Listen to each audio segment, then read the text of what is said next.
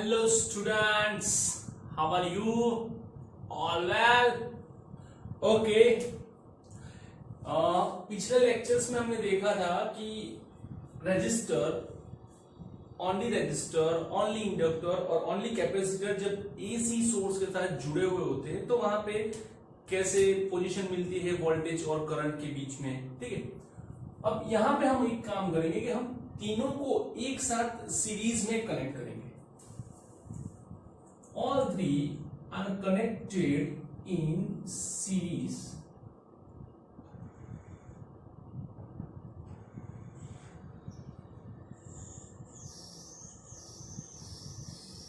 This is a AC source. V equals to Vm sin omega d. Now L, C and R.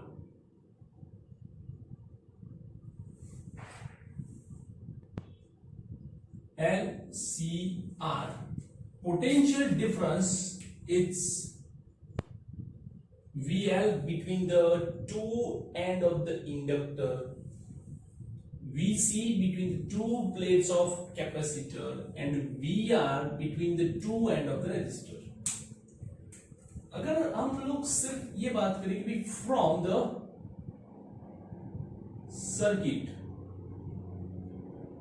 Circuit से बात करेंगे जो अब तक हमने चैप्टर्स में पढ़ा था, तो उस हिसाब से VL plus VC plus VR is equals to हम V लिख सकते हैं। ओके, क्या लिख सकते हैं? Just V, and V is equals to what? V is equals to IR। Clear? अब हमें यूज करना है यहां पे phasor method. Phasor method use करने में हमें एक बात का ध्यान रखना है कि जो पोजीशन होती है वोल्टेज और करंट की, उस हिसाब से हमें आगे जाना है कि भाई R, अगर R की बात करो तो V and I in same phase, दोनों का फेज एक ही है। अगर इंडक्टर की बात करो तो इंडक्टर में वोल्टेज जो होता है वो आगे होता है, करंट जो होता है वो पीछे होता है।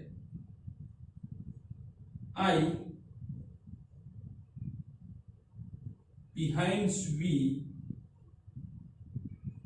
by कैपेसिटर की बात करो तो current ahead of voltage by pi by 2। ठीक है, ये हमें याद रखना है। इसके साथ साथ एक चीज ये थी कि जब हमने इंडिविजुअल काउंट किया था तो कुछ ऐसा था, सपोज ये वोल्टेज, यही करंट, ठीक है, R में। L की बात करते हैं तो ये करंट, ये वोल्टेज, क्योंकि वोल्टेज आगे होता है। कैपेसिटर की बात करते हैं तो ये वोल्टेज, ये करंट आगे होता है। यहां पे हमें तीनों को मैचअप करना है। कैसे मैचअप करना है वो ध्यान से देखो। आपको सिर्फ एक चीज करनी है कि जब आप इंडक्टर लो तो वो करंट से पाई बाय 2 आगे हो वोल्टेज, और कैपेसिटर यूज करो तो वोल्टेज करंट से पीछे हो। इतना सिर्फ याद रखिए, हमें एक फिगर ड्रॉ करनी है और बहुत ही इजी फिगर ड्रॉ करनी है, उतना कुछ डिफिकल्ट लेवल पे नहीं चलना है।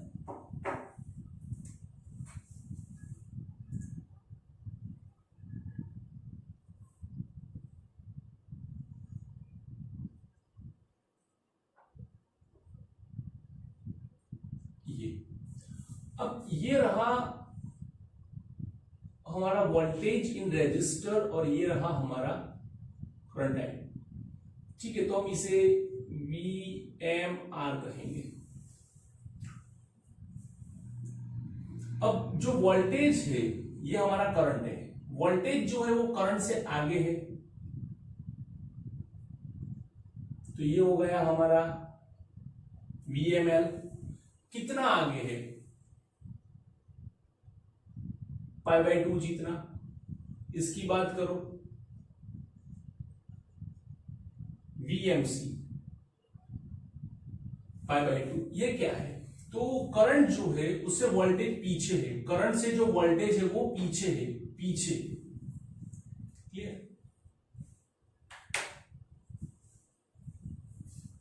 अब ध्यान से देखना कि ये दोनों एक ही लाइन पे है, तो मुझे यहां पे कुछ उतनी वैल्यू बनानी है। ये ध्यान देना, ये क्या है?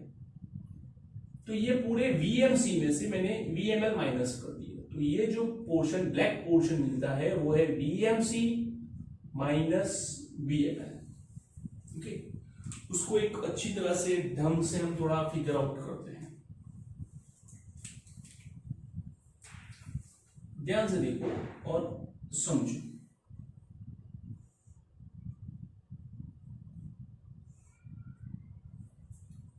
ये हो गया हमारा VMR, ये हो गया हमारा VMC minus VML. The condition is here, in this case VMC is greater than VML. Okay, यहां पे जो VC है वो ज्यादा है VL की कंपेयर में।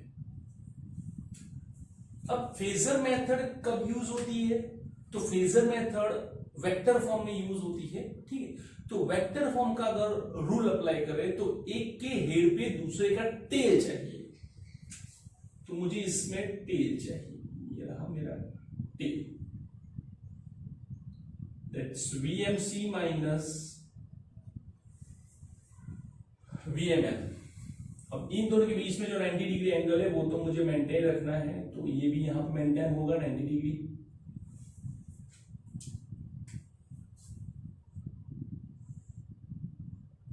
ये हो गया रिजल्टेंट मैक्सिमम वोल्टेज VM, और यहां पे वो VMR के साथ कुछ फाई एंगल बनाएगा। और ये आपको याद रखना है कि जो VMR है ये लाइन यहां पे कुछ ओमेगा T मेंशन करती है।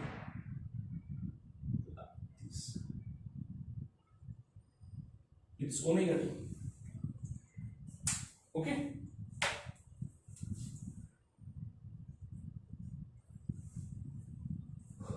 तो ये हो गया हमारा ट्रायंगल मेथड। अब इसे हम लोग जरा कट आउट करके बाहर ले लेते हैं ताकि इजीली हम कैलकुलेट कर पाए। ठीक है, मैथमेटिक के फॉर्म में चाहिए O P Q, right angle के सामने जो है वो हाइपोटेन्यूस। ये हो गया VMR, ये हो गया VMC माइनस VML, ये हो गया VM और VMR के बीच में एंगल फाई बनता है, ये रहा मेरा फाई एंगल। ठीक है, तो in triangular OPQ Pythagoras use करो। In triangular OPQ Pythagoras, OQ square is equals to OP square plus PQ square। OQ VM square, OP VMR whole square, PQ VMC minus VML whole square। Clear? अब Ohm's law apply करो। VMR is equals to IMR, क्योंकि R की value तो maximum minimum हो नहीं सकती, वो तो फिक्स होती है। तो अगर वोल्टेज मैक्सिमम है तो करंट मैक्सिमम होगा। VMC IMXC VML IMXL। चलो अप्लाई करते हैं इसे यहां पे। Therefore VM square IM square R square plus IMXC im xl whole square is equals to im square r square plus, take im common, xc minus xl whole square. Now take im square common, r square plus xc minus xl whole square. एकदम simple format में जाओ. और formula क्या है? im square z square. Therefore vm is equals to imz. Vm is equals to imz, where z is equals to in square root r square plus xc minus xl whole square. अब ये जो z है वो और कुछ नहीं है. z is one kind of impedance. इसे impedance बोलते हैं. और इंपीडेंस को हम क्या बोलते हैं कि resistance which depends upon frequency.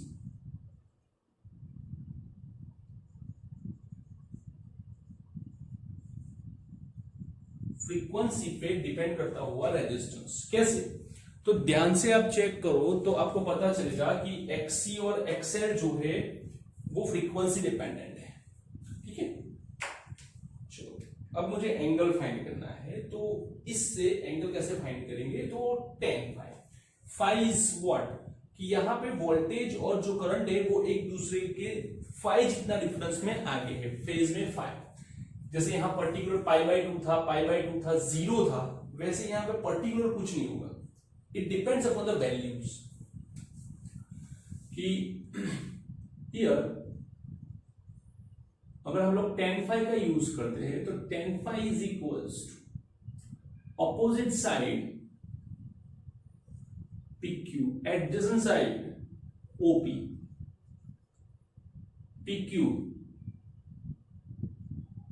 VMC minus VML by VMR.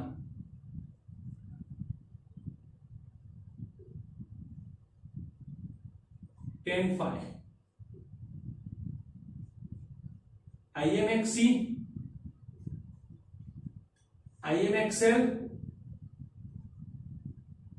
IMR. This R is small. IM cancel करो. tan phi XC minus XL by R. और अगर इस हिसाब से मैं फिगर बनाने जाऊं तो ये फिगर कुछ ऐसे बनेगी. फाइन. ये हो गया R XC माइनस XL और ये हो गया Z. ठीक है. Z कैसे? पाइथागोरस अप्लाई करो. R square plus one side square plus other side square is equals to square of the hypotenuse Z square. This is the Z. Clear? तो ये हो गया हमारा OPQ मेथड. अब इसमें मुझे थोड़ा बहुत आगे फाइंड करना है कि अगर मुझे सपोज यहाँ पे sin phi अप्लाई करना हो तो sin phi अप्लाई करते ही sin phi is equals to opposite side XC minus XL divided by Z. Z को ऊपर ले लो. Z sin phi is equals to XC minus XL. ये नोट करके रखना.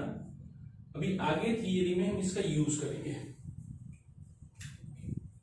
चलो cos phi की बात करते हैं. cos phi it's adjacent side by Z. Z cos phi is equals to R. okay, तो यहां पे हम लोग आगे बढ़ेंगे क्योंकि एनालिटिक सॉल्यूशन जो है उसमें मैं और भी आगे जाना है. तो ये थी कुछ फेजर मेथड की टेक्निक. ठीक है. अगर आपको पूछे कि भाई explain the LCR series combination with phasor method, तो आपको ये सब मेंशन करना है। सब LCR सीरीज कॉम्बिनेशन अगर किसी भी बोर्ड में पूछा जाए तो दो सिस्टम से आता है। फर्स्ट एक फेजर मेथड बाय फेजर, और दूसरी जो है वो एनालिटिक मेथड, जो इसके बाद लिखेंगे। क्लियर? तो अभी ये लिख लो। अब यहां पे मैं आपको कुछ और बताने जा रहा हूं, इसकी इतनी ज्यादा जरूरत नहीं है राइट नाउ, कि जो यहां पे फाई जो है, फाई इज अ वर्ड, तो द फेज डिफरेंस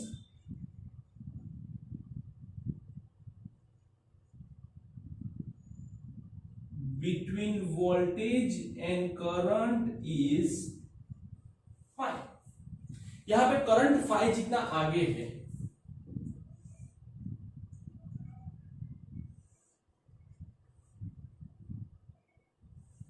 चलो पहले वोल्टेज ड्रॉ कर देते हैं।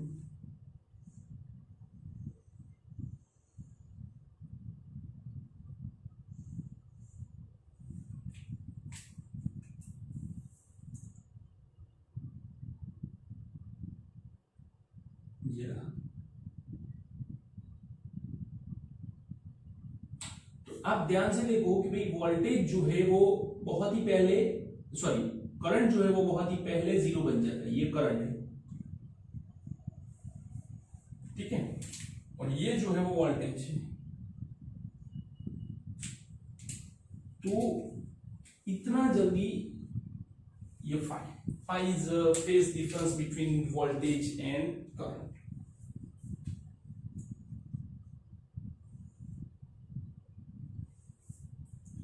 तो इतना करंट आगे रहता है और वोल्टेज जो है वो पीछे रहता है।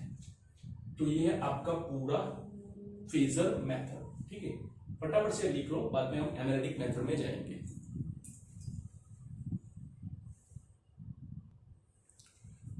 Now let's go to the analytic method.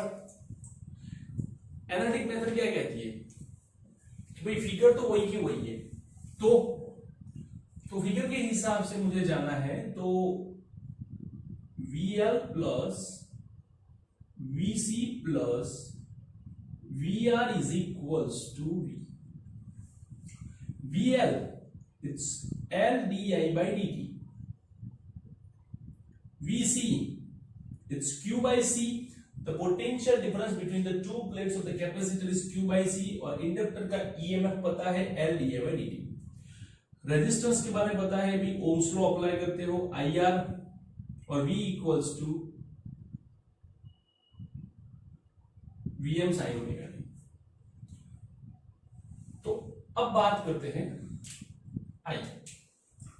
तो ये पता है कि भाई I इज इक्वल्स टू क्या होता है, तो I is equals to dq by dt। ऐसा क्यों करना, क्यों है ऐसा? क्योंकि हमें पूरे के पूरे इक्वेशन को एक ही टर्म में कन्वर्ट करना है, वो है चार्ज के टर्म में, और इसका डिफरेंशिएशन करोगे, ठीक है, तो मिलेगा di by dt is equals to d square q by dt square।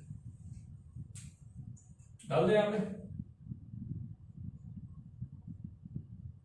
L d square q by dt square plus q I dq by dt Vm sine omega T. इसी तरह रीअरेंज करते हैं, my mistake, R L को पहले लिखो,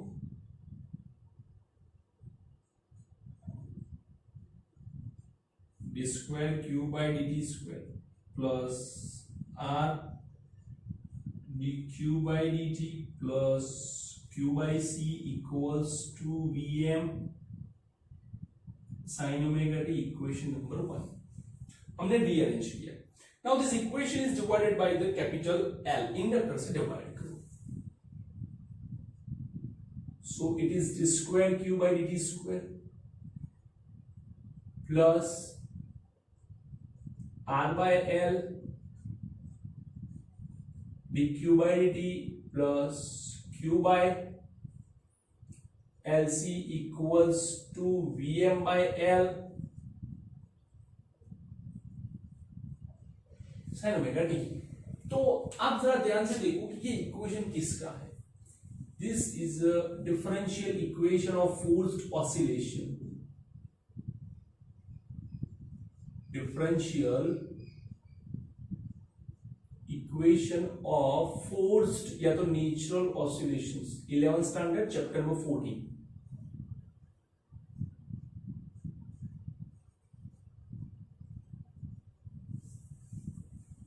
okay, और इसके solution की बात करते हैं। तो इसका जो सॉल्यूशन है वो कुछ Q इक्वल्स टू QM, वहां पे था y is equals to a sin omega t plus theta. Yes of course theta not phi. हमें एग्जैक्टली पता नहीं है कि यहां पे जो रिलेशन है वो फाई है और फाई भी किस हिसाब से है। डिफरेंशियल इक्वेशन ये रहा। अब इस डिफरेंशियल इक्वेशन में से मुझे पूरा सॉल्यूशन लाना है, ठीक है, कि भाई ये तो थीटा मैंने ले लिया बट एग्जैक्टली थीटा ही होता है या और कुछ भी होता है। तो उसके लिए मुझे क्या चाहिए, दो चीजें चाहिए। एक तो डिफरेंशिएट किया हुआ Q चाहिए और डबल डिफरेंशिएट किया हुआ d square Q by d square चाहिए। तो फर्स्ट ऑफ ऑल इसे डिफरेंशिएट करते हैं। It's dq by dt it's equals to qm. Differentiation of sine, it's cos omega t plus theta. अब हमने डिफरेंशिएशन में पढ़ा है, बहुत बार पढ़ा है कि जिसके साथ जिसका आप इंटीग्रेशन कर रहे हो जिसके रिस्पेक्ट से, अगर उसके साथ कुछ भी हो तो वो आप आगे ला के रख दोगे ओमेगा, ठीक है। अभी दोबारा D square Q by D square QM omega, cos का हो जाएगा माइनस साइन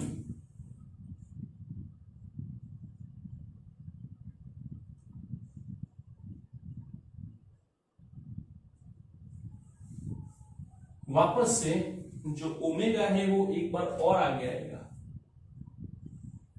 जितनी बार आप इंटीग्रेशन करोगे उतनी बार आपको लिखना है।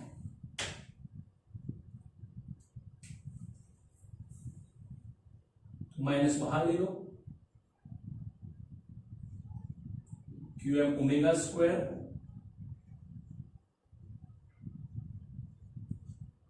Sign omega T plus theta. Okay, चलो अब इसका यूज यहां पे करते हैं।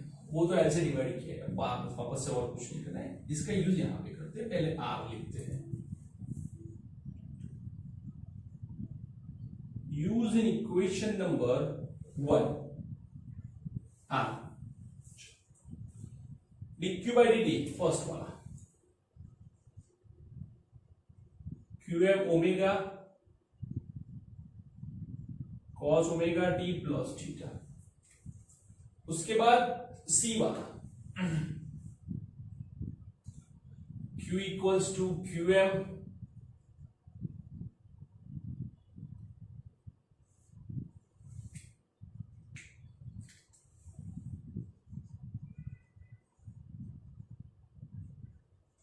Sign omega T plus theta. उसके बाद L वाला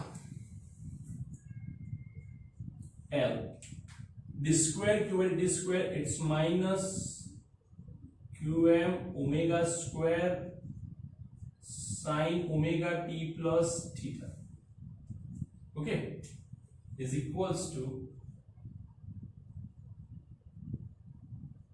VM sine omega T. Clear? तो ये हो गया हमारा।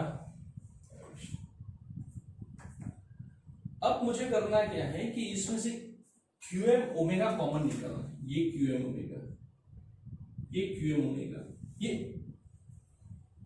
इसके पास ओमेगा नहीं है तो क्या करेंगे? तो सिंपल, अगर नहीं है तो ओमेगा से मल्टीप्लाई करो, ओमेगा से डिवाइड करो, और ये जो ओमेगा है उसे कॉमन ले लो और इन दोनों को कंबाइन करो, इन दोनों को कंबाइन कर दो। ठीक है, ध्यान से देखो और समझो कि मैंने QM ओमेगा को कॉमन ले लिया पूरे इक्वेशन में से। Q M omega is common, तो क्या बचा? तो बचा R cos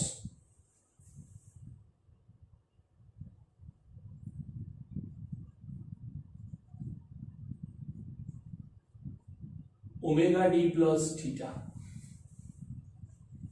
okay, omega Q M common, नीचे ओमेगा सी, ऊपर sign,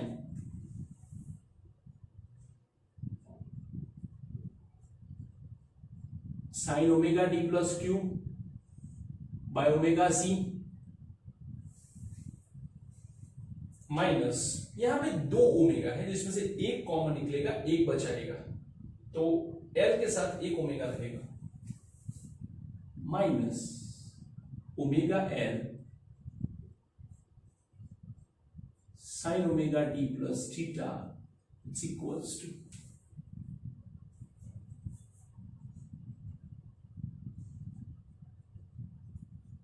VM sine omega D.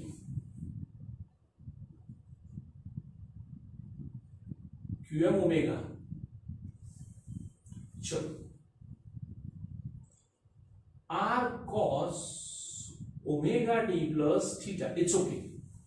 लेकिन यहां से हम लोग कॉमन निकालेंगे साइन को, ये देखो ये साइन है, ये साइन, साइन को कॉमन लेते हैं, तो क्या बचेगा? 1/1 omega C minus omega L, sine common, omega T plus theta bracket complete is equals to V M sine omega T.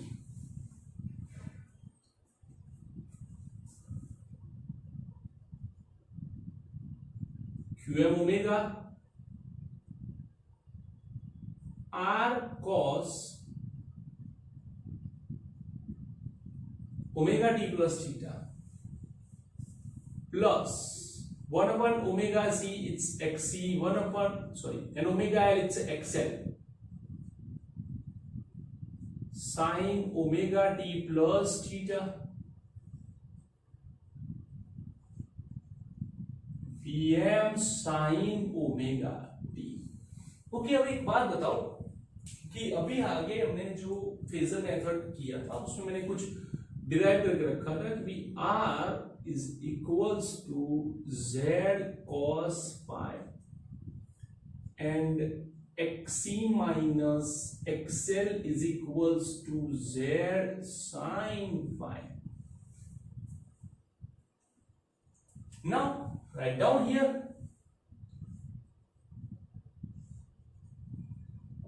So it's qm omega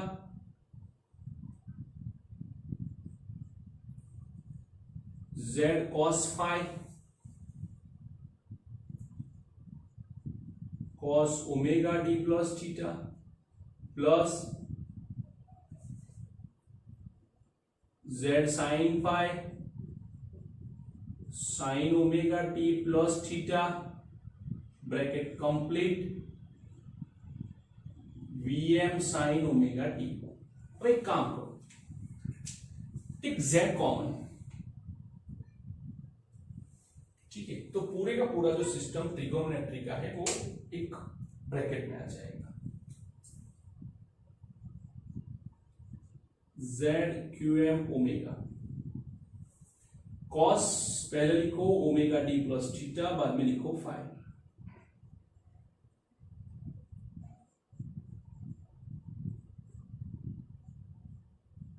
plus sign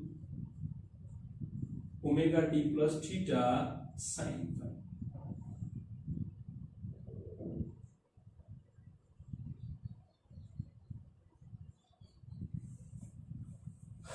okay, अब हमें apply करना है मैथमेटिक्स का फॉर्मूला। क्या formula है? तो formula simple है कि cos alpha beta is equals to cos alpha cos beta sine alpha sine beta. ठीक है, अब अगर बीच में माइनस हो तो यहां पे प्लस मेंशन करना है, और अगर बीच में प्लस मेंशन हुआ हो तो यहां पे माइनस मेंशन करना है। ठीक है, ये फॉर्मूला आपको याद रखना है। इसी फॉर्मूला की बेस पे हम अभी आगे चलेंगे। ये देखो, तो यहां भी सेम फॉर्मूला है कि भाई z QM omega cos omega T plus theta, बीच में प्लस है तो यहां पे माइनस आएगा, fine Vm sine omega T. चलो भाई, स्मूथ इतना हो गया हमारा वर्क। ठीक है, अब हमें कहां जाना है और क्या करना है वो हमें देखना है कि हमें कुछ कंपैरिजंस देने हैं। कंपैरिजंस के लिए इश्यू ये है कि यहां पे कॉस है, यहां पे साइन। ठीक है, और मुझे दोनों को बैलेंसली कंपेयर करना है। तो इतना लिख लो, मैं ये रब कर रहा हूं।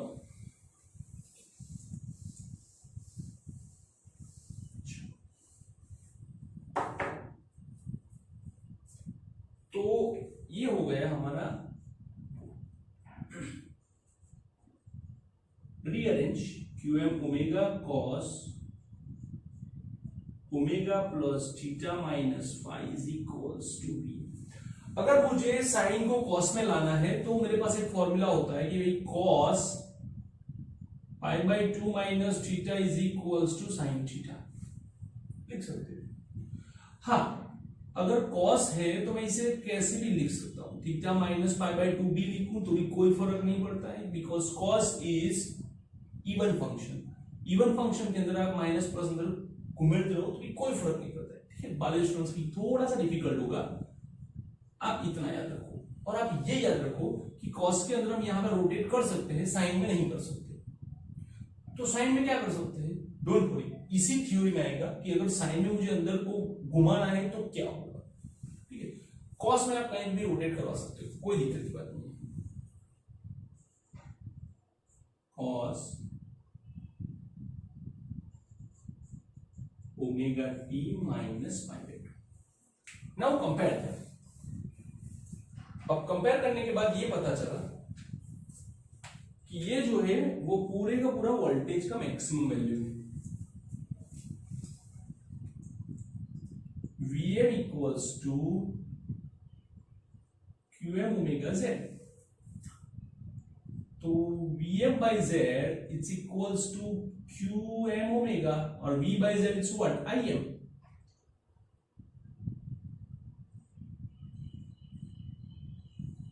So Im is equals to QM omega.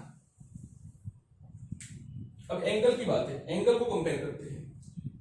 तो omega T plus theta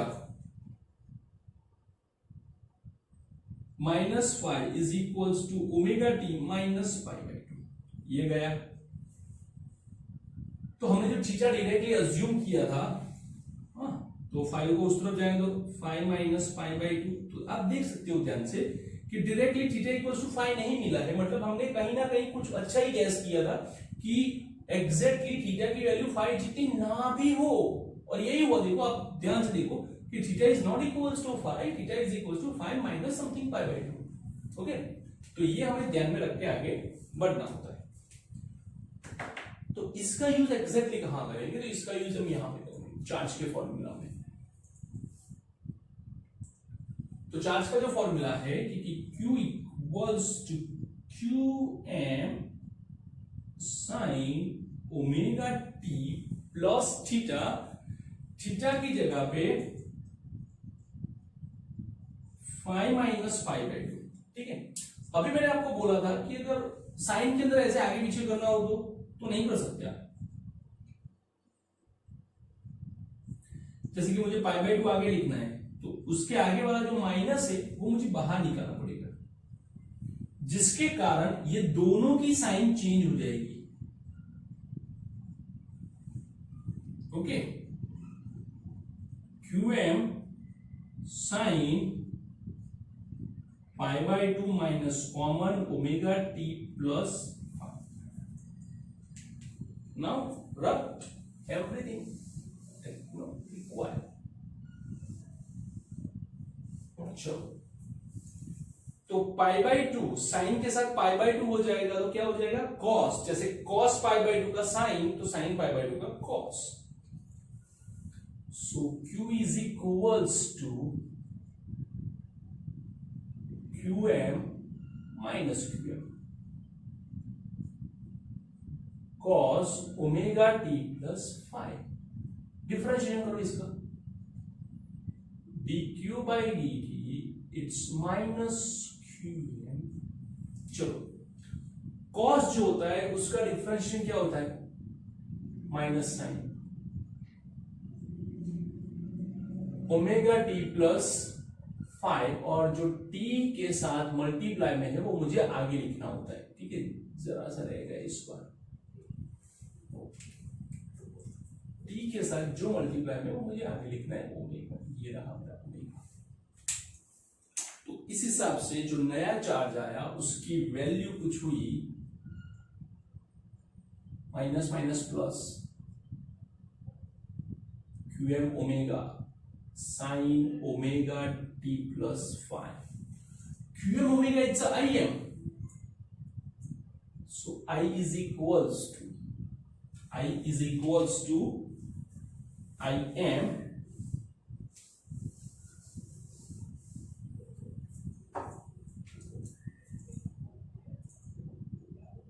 I is equals to IM sin omega T plus five. तो ये रहा करंट का फॉर्मूला, ठीक है।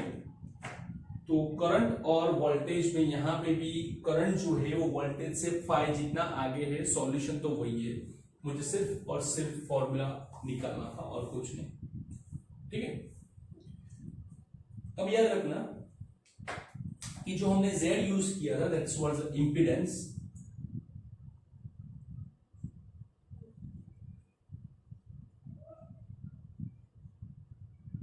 Z is equals to under root of R square plus XC minus XL whole square,